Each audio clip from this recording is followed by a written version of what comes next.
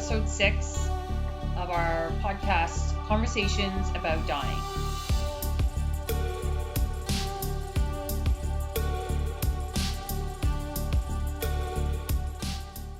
Once again, I'm here with my friends and colleagues, Red Keating, Dave Kennedy, and I'm Julie Brown. And in this episode, we're going to talk about the role of spirituality in the dying process. I think, Julie and Red, one of the most common phrases that I hear, in fact, it's put through the media. People immediately relate to this phrase when they're coming up to their dying. And that is the phrase that they hear from the medical world: there's nothing more we can do for you. And what that does is immediately send people into this incredible tizzy or depression and fear about there's nothing left to do. What do I do now? But I think today what we want to explore is the fact that when that statement is often said, which unfortunately is still being said, it refers only to the medical piece of how do we cure what's wrong with you. But to say that there's nothing else we can do is really, really misleading, because this is when the real work honestly begins. And that work is often almost secretive or almost invisible, because I hear, you guys hear, that once the diagnosis is there, or once a palliative diagnosis comes into play, and there's nothing that's left that we can do for you, is that there's a great fear that comes in, that what happens between that moment and the moment of my death. And people have, I think, a great fear of that period of time, and they only see it as dying as opposed to living. And there's sure is enough living to still happen in between that moment and the moment of our death. And so I think that by the statement, there's nothing more we can do for you, it excludes the whole person. Maybe the body, from the medical point of view, yes.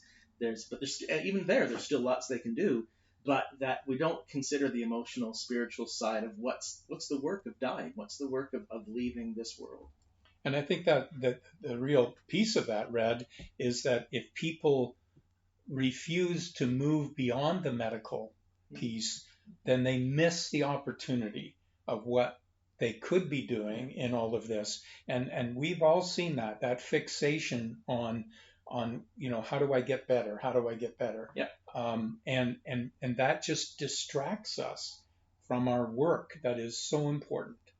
I know that when I often work with palliative clients for the first time, I ask 3 questions of them. First of all, I ask them, what do you think it's like? What do you think that moment's going to be like at death? I've never done it. You're the expert. You're going to figure this out. But what do you think it's like?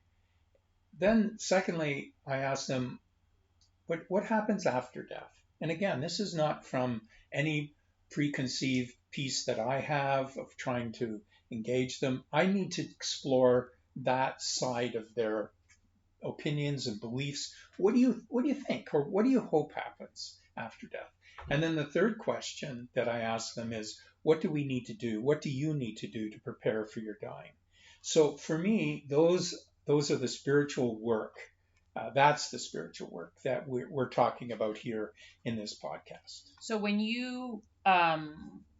we use that word spirituality in this context, you're really referring to helping people explore their beliefs, it's really an exploration of what have they come to believe, or what are they coming to believe now?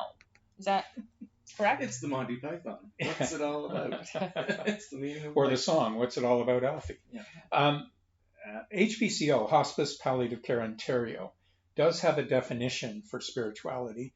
And here's how they categorize that word, because you're right, Julie, the word immediately causes problems with people. Mm-hmm. Spirituality is the aspect of humanity that refers to the way individuals make meaning or express purpose, as well as the way they experience their connection to the moment, to self, to others, to nature, to another significant or sacred. So for me, I begin with that idea of what is it that gives you meaning in life? Mm-hmm. What is it that, what touches you deep within your life. That's the beginning point of exploring this term spirituality. And exactly that's the work that gets missed, because I think, going just a couple steps back, so I've had another thought. That sense of fear that I was talking about between the moment of palliative diagnosis and death, I wonder if it isn't somehow connected to the fact that what you often hear is that I don't want to be a burden. I don't want to have this sense of not being independent. And I mean, what do we do in life? We're born, we're incredibly vulnerable, we need everyone to take care of our needs, and we strive with everything we've got to be independent. And then at the end, we start to lose all of that independence, which is sort of counter to how we see ourselves as people in the world: independent, competent, able to take care of themselves. And the minute that someone else has to care for us, it becomes very uncomfortable. And yet when you talk to someone who has cared for someone who's dying, it's an incredible process, and often full of gifts, that when the moment comes and the individual that they've been caring for dies, it's very sad, but they can have moments that they can then reflect upon after and go, I was so glad I was able to do that. I was so glad I was, whatever that is. That sort of then sort of helps with the grieving process, I think, because they're able to go back and say, I did everything I could. And we were able to give that person whatever that the definition of a good death is. And so all that sense of spirituality, if this is the period of time, if you haven't done it, it's a really good opportunity to start to say, what have I contributed? As you reflect back on your life, what have I done? Where have I spent my time and energy? Who are the people in my life that are important? What are the things in my life that are important? And how do I say goodbye to those things? I think that's exactly what we're trying to uncover here, Red. And it just struck me as you talked about that connection with our being born and the vulnerability. We spend our whole life trying to find what's meaningful, what's important, what it is that we value. We spend our whole life doing that, maybe not consciously, but that's really what we do. And our dying is an opportunity for us to explore that. Okay, I've lived. How many years have I lived? It doesn't matter how short that is. We've spent our life building into our life meaning and value. So what this gift is at the end of life is the gift of being able to reflect, to process, to understand, and to continue. And I think that's the point. Just because you've received that diagnosis, which we're talking about, it's not the end. It's not that you have nothing else to do. This is some of the richest, meaningful work that we do. But often, we're never given that opportunity to reflect on exactly what you said about what has been meaningful in my life.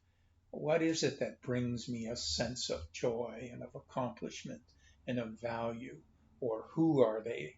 And I think that's the work that is so valuable. Sorry, Kate. Well, I was just going to say, and to me, when you made that comment about there's nothing else that can be done, that when people enter into that work, that's also where they still make an immense contribution in their life if they can share some of that with people, because there's the falling away of some of that armor, that emotional armor that we gather as we live, and that vulnerability as we move into this process and exploration.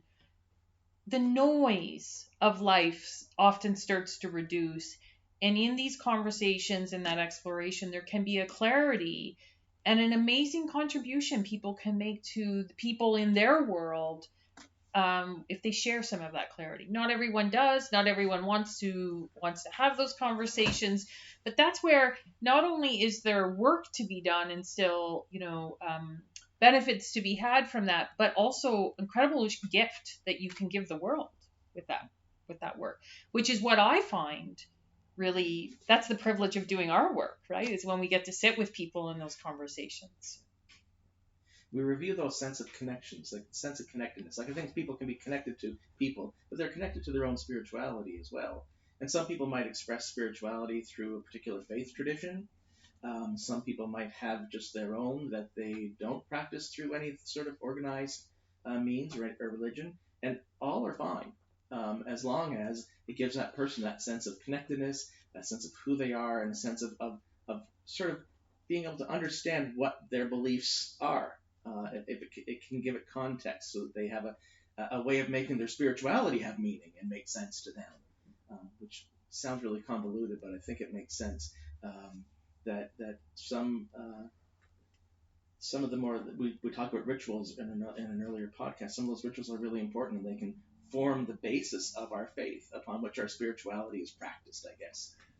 And the other side of that too, Red, is that often people will, at least I've heard people's comment to me around when I come into this area of discussion, they say things like, well, I don't believe, I have no religion, I don't believe in religion, and what they're saying to me is, I have no belief in what happens after death. I just die, and that's fine, as you say. That's not the issue. But what that does for them often is to shut down the idea of I have some spiritual work to do, when in fact that you die, you return to the earth, you become part of where you came from, and that's fine. That doesn't stop us from having this.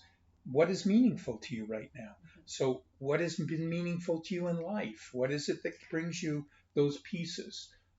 So I think religion, as you say, is a way some people codify and process and arrange their spirituality. That's right. Fine. But not everybody chooses that direction.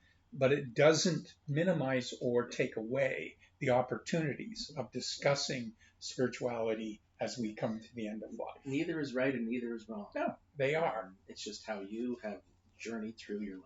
Right. And so I think that's why, in our work, when we sit with people in these conversations, when we ask those questions, those 3 questions you said that you like, we come to that with no agenda, because it really is about that person's work and exploration, and bringing a curiosity to that and saying, like, I'd really like to hear your thoughts on this, or what you have to say about this.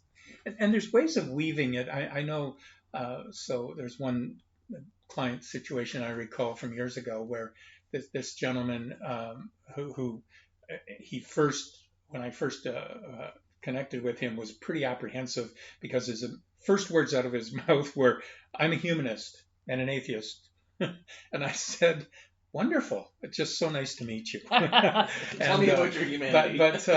But as we got into this, and there's ways to open the door to spirituality, I think that's what we can talk about too. But as we got into that process, and he let down his defenses, and we were able to talk, he said, one of the things that's really meaningful to me is, I don't want even although my physical life is going to end, I don't want the work that I've done to stop.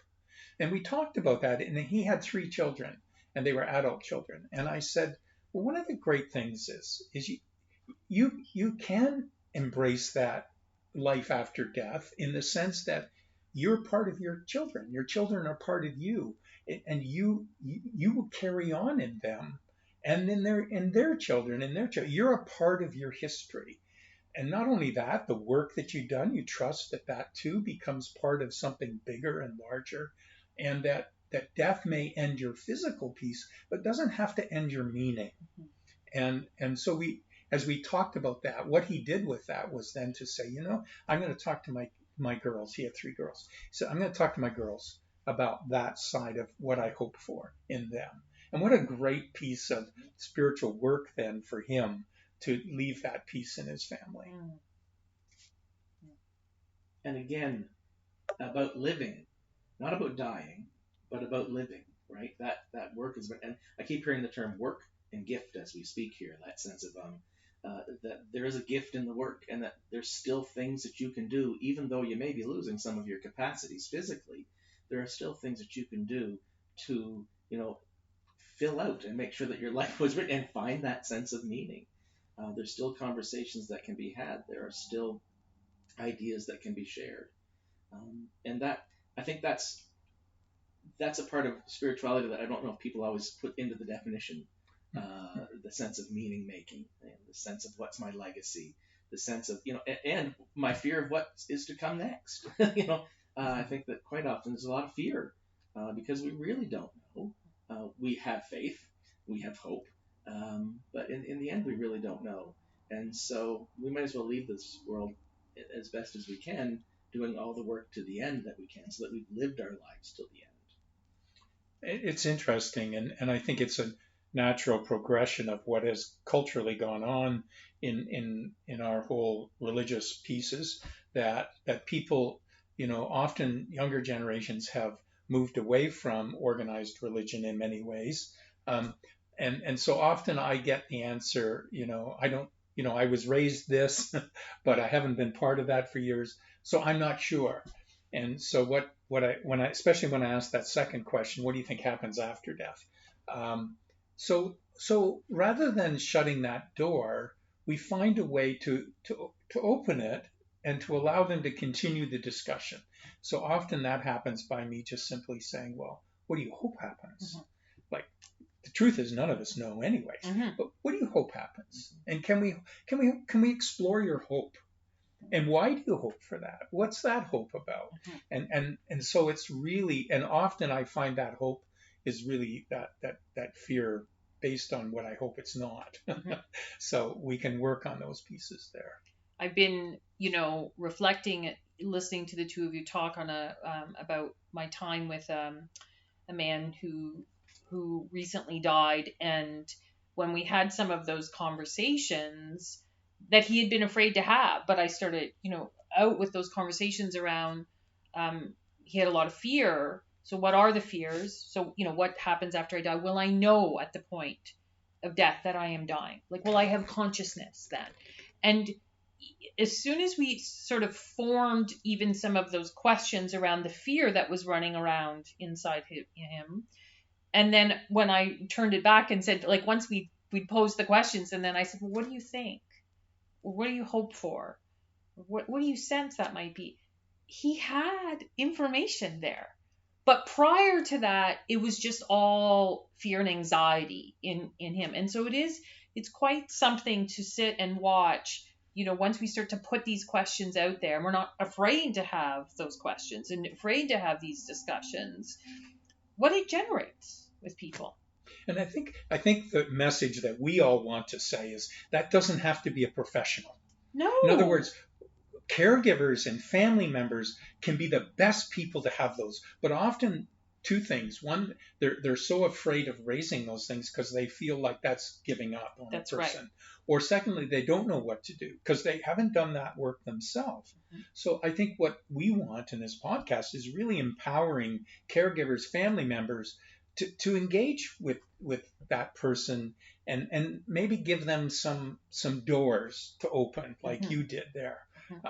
But doors like, what does this death mean to you? What does death mean to you? Is it the end? Is it what is that about? That's a door that we can open. Or what is it that's really giving you meaning in your life? Or even if that word's too difficult for people, say, when is it that you see something or experience something that it just really deeply touches you and you think, oh my gosh, that's beautiful? What is that? And maybe that what that touches, and I'm going to use another very difficult word, is maybe that touches our soul, which if nothing else is that seed of our spirituality. I love John O'Donoghue, that great Irish poet and Celtic spirituality expert. He died a few years ago, but he spent his life in Celtic spirituality, and he talks about it. We're not a body with a soul. We're a soul that inhabits a body, and that really our spiritual work is really much more connected than we understand. And so when I stand there at sunset and I see this gorgeous sunset, and I think, oh wow, and I just feel that peace. That's a very spiritual moment. And I think those are the things that we can give to people to get them to explore and expand on how they experience spirituality. I think that concept of the core, the soul, because it might be a loaded word, but it really is. You could also say it's soul work, it's identity work, it's how I identify with whatever that is in the center of me that is me, whatever I define as me outside of my physical me. But I think that we don't grow up learning how to have those conversations. We grow up actually learning more so to keep those conversations over in the corner. And so at this time, lots can be done to ignore that elephant in the room and not ask those questions and not have those conversations for fear that we don't have the language or that we don't have really the understanding. And I really think it's when we talk about soul and we talk about core, it's not difficult, right? The concepts aren't difficult because we're all going to die someday. We're all going to be facing that. But the fear gets in the way. And so we distract ourselves from it. And so when we come to our end of our life, if we haven't done some of that work or been, maybe more self-reflective, family don't want to go there sometimes they do. But as an individual, it can be really discombobulating. Like the person you're mentioning, Julia, I've never even thought this way before because I've never had the opportunity to. But it's like someone buying a new house and you going to visit them and you're not getting a tour and not talking about what's the new house like. It's like it's so obvious. This is what's happening. And so what does it mean for you as a person? And I think, often, and we've talked about this before, when somebody gets a palliative diagnosis, everybody treats them as a dying person when they really need to be treated as a person who's living. Yeah. And so the work of spirituality is our living work, not we're dying and it will come to an end, but it's part of our living experience. And so when we connect with people, they need us to connect with them on a living level, not on always, you're dying and that's the medical side of it. I need the other side of it. Wow, tell me about your life. One of the questions I always ask when there's been, if it's an older couple and they've been married a long time, I always ask them to tell me how they met in their courtship and how they fell in love.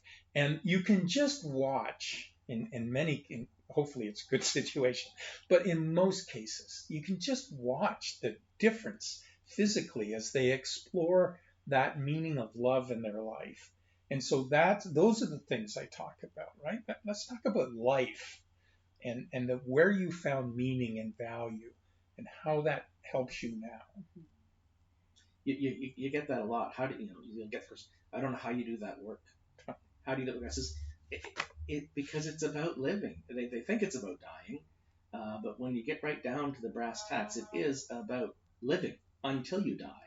I think that was a really poignant piece to say. Sometimes people feel like once they get that palliative diagnosis, they're dying. And that question that we had discussed last week a little bit about, if you just ask yourself that question now, are you living or are you dying right now? And if you really give that a moment of time, you really have to do some examination of what am I doing right now? Am I living or am I dying? And if I got a palliative diagnosis, would my thought change? And then how would that change me at the core of my being? Or would it? Or would I just continue to die or live? Depending on my perspective. And then that really does change how we view our life. Are we living or are we dying? And then how does meaning arise out of either one of those answers? Or the third answer, I'm doing both, I guess. We're not, as you said, Red, we're not trained in this culture to do that kind of reflection, so that it's not a natural piece as we come to the end of life. I wish, and I'm not sure how to engage that beyond I can only be responsible for myself, and am I willing to set aside that time now so that I can continue that. And when I do get to that point of coming to the end of physical life, of being able not to have it as such a barrier to be able to go look at that and celebrate that and to continue to experience those things. Have I nurtured my soul, my spirituality? Have I nurtured that in my choices of life? And those are the pieces that death can teach us. And I think as we always agree, that death can teach us so much about our living. And for me, this piece of spirituality at the end of life is a good reminder that making time for that in a good way now, and making space of that for that in my life now, is what allows me to continue that until life is no more here. So to get a little bit concrete maybe about that, I understand what you're saying, David, but would you be willing to share with us, like, what does that look like for you even right now? Well, I think first of all, it's a matter of consciously, purposely setting aside time. And again, it's how do I find meaning in my life? So for some people, it might be writing. Some people can do it through the arts. Some people through just going for walks in nature. But consciously taking time to reflect on this. And so when I do something, when I'm involved in something that I feel like, wow, this is good. I feel this is peaceful. This feeds my soul. And that's different for all of us, really. But when I can consciously do those things and allow them to be part of my life, rather than just moving headstrong without ever considering. It's like getting off the treadmill of life. Getting off the treadmill, yeah. Actually. And you and Julie, your mindfulness and your training and all of that and meditative work, for you and for many people, that is a very spiritual journey path. And just finding 10 minutes, 20 minutes a day where one can participate in something like that. For other people, it might be going up to Jackson's Park and just walking. But I think there has to be a consciousness around, what am I doing? So I often ask people, when I was doing the grief side of it, I often said to them, you're spending so much energy on your grief, which is important, but can you do, if I said to you, can you do one nurturing thing a day for yourself? Just one out of 2,000 things you got to do today. Can you do one nurturing thing? Now, first of all, you have to define what that is. But secondly, can you make space for it? And really, doing one thing for yourself, which is the spiritual piece of our life. But how hard is that for most of us, right? Because life crowds us in. But when we're coming to the end of physical life and suddenly all those things that crowded don't mean anything, if we haven't nurtured our spiritual self, then we're really empty. And that's the work that we can then begin to feed. Red, do you mind me asking you the same question about how do you feed your spiritual life? Probably more through reading. I'm probably I think I might be a person that doesn't mind sitting down and just contemplating things. I think through conversation. I mean, I'll throw a conversation like this at a party and see where it goes. I can validate that is an accurate. So You're popular. Will sometimes just throw the jab out for fun. But it is about just to get people to think about something different. And I think our work, I mean, obviously the work makes me contemplate. But I find it I love music, so I find it in peace in music. I often sort of reflect on just, will I have the grace? I think one of the things is that I focus on is, will I have the grace when the time comes to surrender my independence, to be someone who is cared for rather than to be a caregiver? Can I be dependent because I have a strong, independent sort of drive in me? But I also want to be a person that is graceful in my weaknesses. And so I often sort of pray for grace moving forward. So this is something that has been in my life. And I think on the family I come from, we talked pretty much about everything. There was sort of nothing off the table, and death was certainly one of the topics that was discussed. And so I think I've been privileged to have that place that says it's okay to have these conversations. So like I said, I'll throw them out. I do a lot of reading. I like the art. I do like the arts, especially music. But yeah, I spend a lot of time in my head. And what about you, Julie? I think I've always been a reflective person, spend a lot of time thinking about these things. As some of you know, I myself went through a cancer journey just over 3 years ago. And when you're, in a place where your body's not working well and you've got lots of chemo, and you have a lot of time to sit and to think about these things, and it's impossible to hear the C word, the cancer word, and not be thinking about your mortality. And as you both know, because you were both on that journey with me, I did a lot of reflection about that, about my spirituality, about what I believe, working with the fears and anxiety. And so where that has led me now is some of that armor that was dropped during that time, some of those reflections I had, how do I still now, as I've moved back into kind of the treadmill of life, how do I bring that with me? How do I let that inform me now? Because I don't want to, there were gifts in that. There were learnings in that. There's lots of suffering too, but there were things.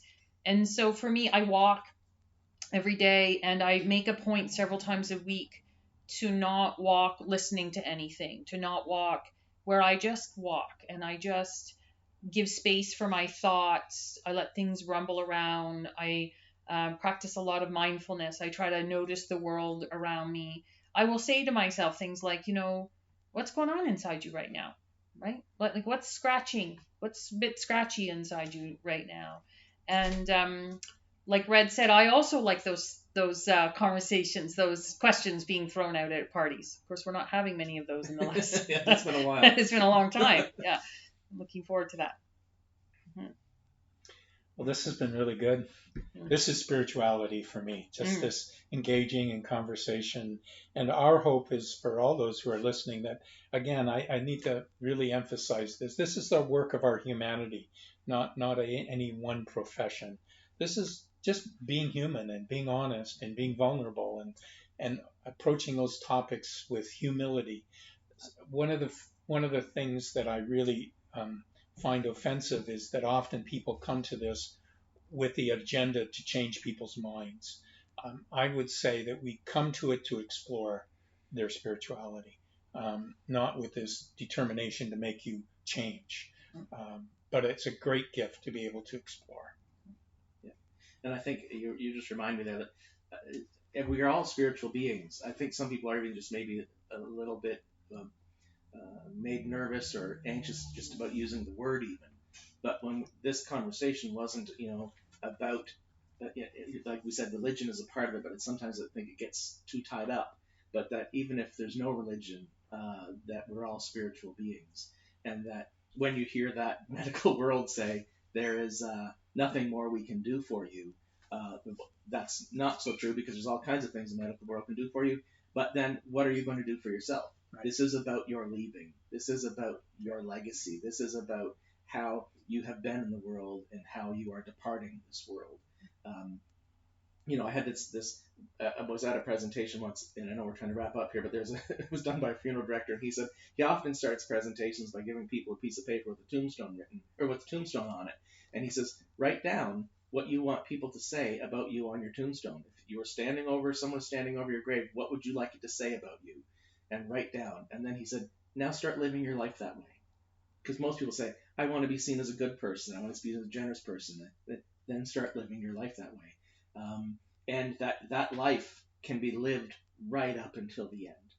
It isn't just about dying. And I keep saying that about this work, is that it's about living. And the gifts that can come to you and the people that you leave behind, there's gifts for them too. And so that spirituality can touch beyond your life through the people that survive you. So I'll stop there.